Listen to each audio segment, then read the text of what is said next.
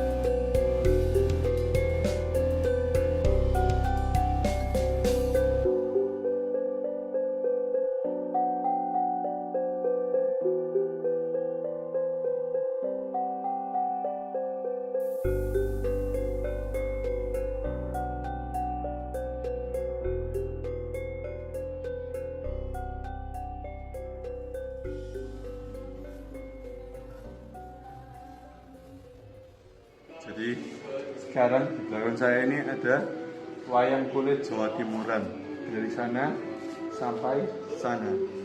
Nah, istilah wayang Jawa Timuran ini adalah konvensi pertunjukan wayang kulit di wilayah Brangwetan, yang artinya di seberang timur daerah aliran Sungai Brantas, yang secara geografis mengacu pada wilayah pusat pemerintahan Majapahit tempo dulu. Nah, wilayah-wilayah yang masuk itu merupakan Kabupaten Mojokerto, kemudian ada Jombang, Surabaya, Karisedenan, Malang. Nah, kemudian istilah Jawa Timuran ini diperkirakan muncul setelah tahun 1965 dan populer setelah 1970-an seiring dengan didirikannya pendidikan formal Sekolah Karawitan Konservatori Surabaya. Tentang istilah yang digunakan untuk menyebut seni padelangan atau pewayangan di Jawa Timur, sebenarnya di Surabaya khususnya telah memiliki istilah yang telah lama populer, yaitu dengan penyebutan wayang jegdong, suatu istilah yang bersumber dari bunyi kepyak jeng yang berpadu dengan bunyi gendang bersama gong gede. Ada lagi yang menyebut wayang dagdong, bunyi kendang dengan bunyi gong besar, yang terjadi ketika sang dalang melakukan kabrukan tangan dengan di awal adegan parangan. Kemudian istilah tersebut tak bisa merata di seluruh kawasan etnis Jawa Timuran di luar kota Surabaya tentunya, karena sebutan tadi timbul bukan dari para seniman dalang itu sendiri, tapi dari teriakan atau sorakan dari para penonton. Wayang Jawa Timuran dilihat dari bahan, penampilan, dan peralatan yang digunakan sedikit berbeda dari wayang Jawa Tengahan. Wayang Jawa Timuran ini juga memiliki 4 versi yang berbeda, yaitu ada versi Lamongan yang disebut dengan gaya pesisiran, kemudian ada versi Mojokertoan yang meliput, kemudian ada versi Porongan, dan ada versi Malangan. Versi Malangan itu sedikit berbeda karena terpengaruh sama seni topeng sama gamelan dengan nada pelok. Jadi untuk konvensi pedalangan Jawa Timuran itu hanya menyajikan 2 panakawan, yakni Semar dan Bagong. Jadi konvensi ini taat pada cerita relief dan Jago Tumpang yang ceritanya Kunjara Karna.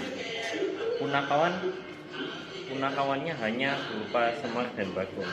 Dalam seni tradisional yang lain, punakawan juga ada 2 orang, yaitu Bancak dan Doyok, atau cerita Damarwulan yang hanya memiliki Sabdo Palon dan Nayak Genggong. Nah, dalang Jawa Timuran ini tidak menyajikan adegan gara-gara secara khusus, yakni munculnya Semar, Gareng, Petrus, dan Bagong pada tengah malam.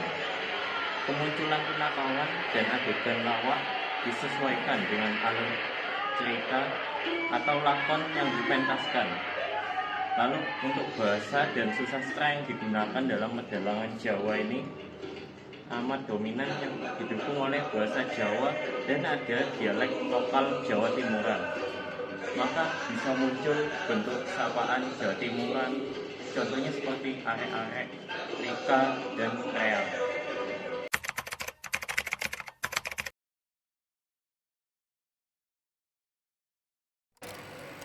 Ya, selamat siang Pak. Selamat siang. Ya, Ya. jadi kami dari Universitas Ciputra ya. Kami ingin melakukan wawancara, melontarkan beberapa pertanyaan ke Bapak. Iya. Apakah Bapak sudah siap? Baik, silakan. Oke, jadi pertanyaan pertama ya Pak. Menurut Bapak, betapa pentingnya warisan budaya itu bagi komunitas atau masyarakat sekarang? Kalau untuk komunitas hari ini ya, komunitasnya kan rata-rata yang kesini ini kebanyakan malah Gen Z. Kenapa kok Gen Z? Karena kebutuhan dari sekolah, kebutuhan dari kampus yang tersinkronisasi dengan kurikulum Merdeka Belajar itu pun bisa mengcover dari koleksi yang ada di museum ini. Jadi kalau hubungannya bagaimana dengan masyarakat sekarang, ini kebutuhan sudah tersinkronisasi baik dengan pendidikan, jadi kebutuhan terdukung baik dengan koleksi yang ada di Museum Gubuk Wayang ini. Oke. Ke pertanyaan berikutnya ya Pak, apakah generasi muda itu masih kayak ya sering mengunjungi museum-museum seperti ini kan? Tadi kami sudah melihat banyak sekali warisan budayanya bagus-bagus di sini kan? Ya. Bagaimana? Kalau untuk generasi muda, Ya. sekali lagi kembali ke kurikulum yang ada ya, yang ada kan mendukung sekali untuk pengembangan budaya di Indonesia, dan terutama mereka digiring oleh pihak kampus, digiring oleh pihak sekolah untuk ke Museum Gubuk Wayang. Awalnya mungkin ada beberapa yang memang karena ini merupakan program dari sekolah yang bekerjasama dengan museum-museum di Indonesia, salah satunya Museum Gubuk Wayang. Tapi ada juga yang ketika sudah kita edukasi di sini, sudah kita jelaskan di sini, mereka sama keluarganya balik ke sini lagi untuk mengetahui, untuk lebih banyak lagi mengerti tentang isi dari Museum Gubuk Wayang. Begitu.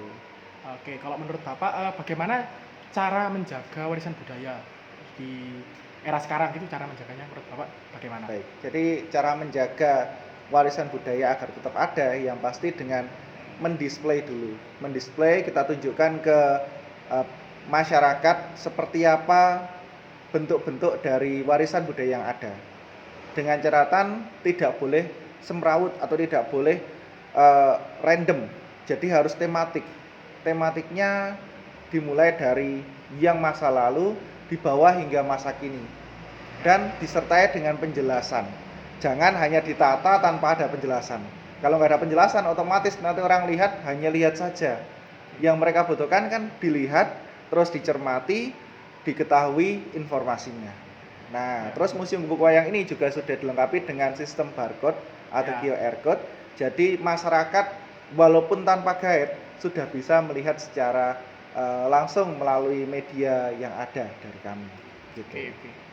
Oke, selanjutnya kan kalau itu tadi kan menurut Bapak sendiri. Sekarang kalau dari strategi nih, jadi strategi dari pihak Museum Gubuk Wayangnya sendiri untuk bisa bertahan sampai saat ini itu di dunia yang modern itu gimana? Strategi dari Museum Gubuk Wayangnya sendiri? Yang pasti harus mengikuti perkembangan ya. Jadi harus mengikuti perkembangan di mana budaya ini merupakan fondasi utama dari hidup berbangsa dan bernegara. Kalau kita melulu mengikuti yang klasik terus, otomatis kita nanti akan ketinggalan.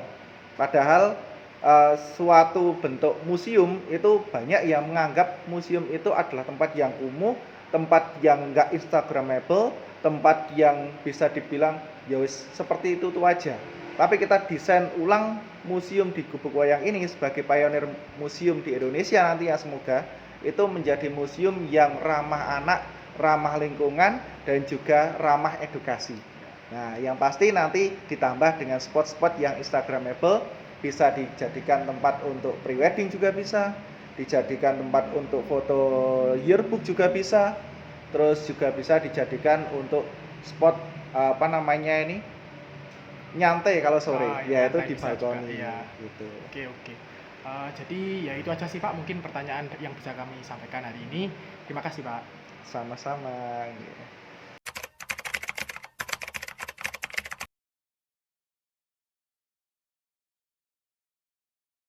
Kita untuk barang-barang tradisional ini agar dapat terlestarikan karena ada cerita-cerita mendalam di baliknya dan juga yang tidak diketahui publik, dan itu mengandung nilai-nilai nilai-nilai sifat terus kemudian nilai-nilai kebaikan dan juga dapat mengimprovisasi diri seseorang. Ya, jadi tadi kami telah melihat museum Gubuk Wayang ini. Bagus sekali museumnya. Jangan lupa untuk ke sini.